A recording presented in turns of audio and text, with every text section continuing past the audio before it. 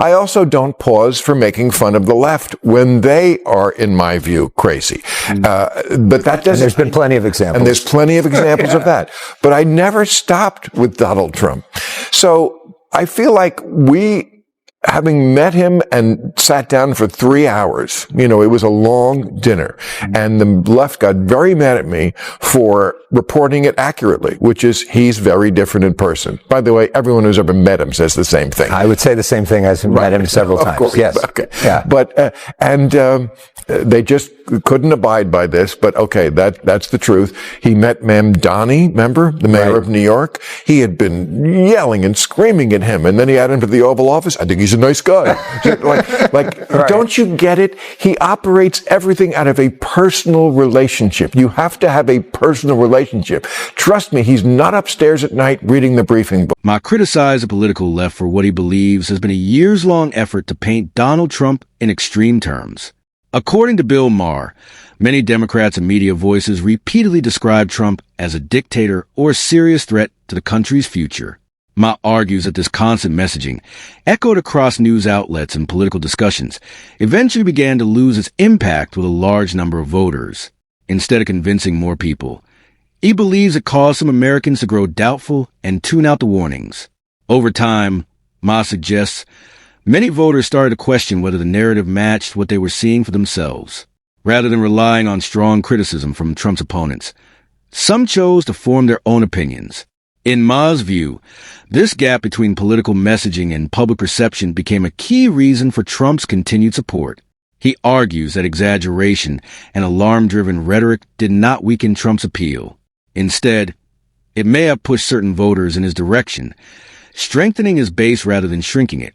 Emotional. It's just so disappointing that some of the people who I think of as rational people, Donald Trump, he does a lot of stupid things. He also makes people stupid. Again, what is the alternative? He's the president. You can't not talk to him. What is the downside? I'm going to elevate him? Oh my God, you mean he could become president? It's just get a little more attention. It's silly. And when you do talk to him, he does listen. That's what happened. He does listen. I'm not saying it's going to change him, but what I was trying to say afterwards when I talked about it at the end of last season is he needs more people like me talking. Bill Maher brings up a tough but important question. What would really happen if the political left decided to openly debate the right in a serious and honest way? He believes that real discussion should not be something to fear, especially at a time when the country feels so divided. In his view, meaningful debate can help people better understand each other and test the strength of their ideas. Avoiding those conversations, he suggests, only deepens the divide. Maher also criticizes parts of the left for becoming too emotionally attached to their beliefs. He argues that some positions are treated as untouchable, almost beyond questioning, instead of welcoming challenges. He says there is often hesitation to directly face opposing views. According to Maher, this reluctance may come from concern that strong counterarguments could expose flaws in their thinking. Rather than seeing debate as a way to refine and improve ideas, he believes many retreat into spaces where their views go unchallenged. By doing that, they miss valuable opportunities to grow stronger through honest and open discussion. What's more annoying to you, the extreme left or the extreme right?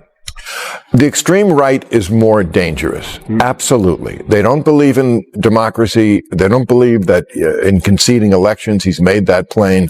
The climate thing we just talked about, those are just two issues. There are others.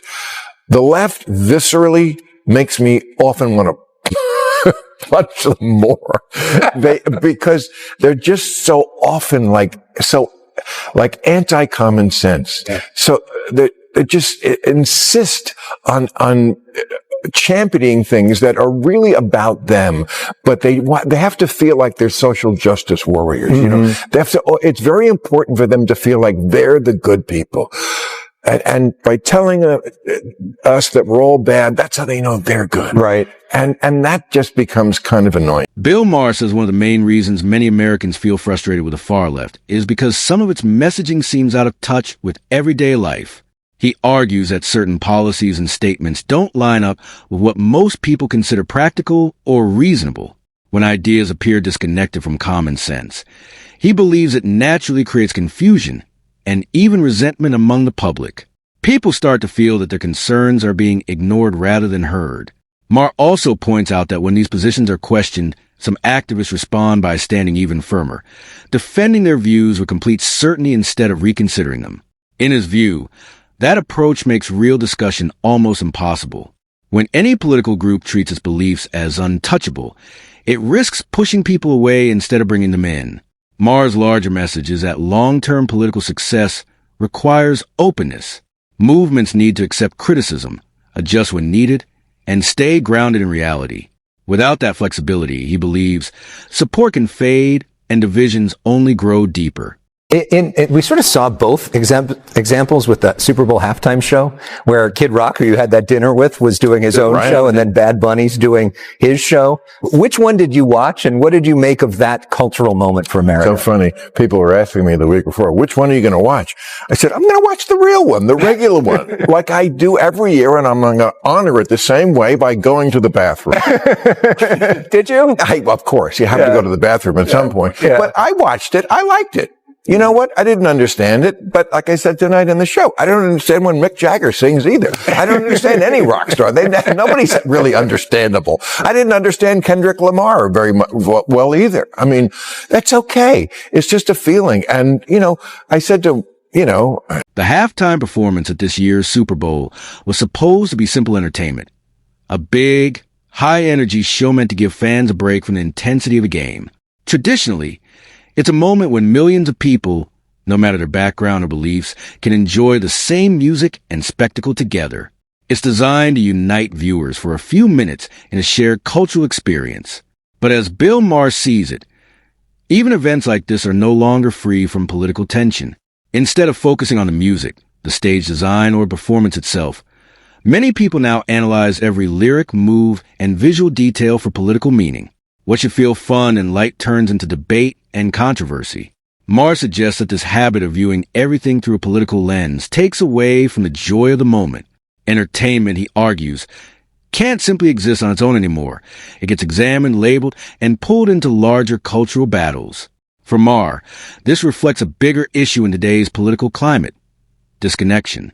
He believes political parties risk losing public trust when they ignore everyday concerns, shut down open debate, or cling too tightly to rigid ideas.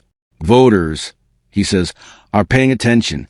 If the Democratic Party wants to regain strength and compete effectively, Maher argues it must reconnect with ordinary people, welcome honest discussion, and focus on practical solutions instead of slogans.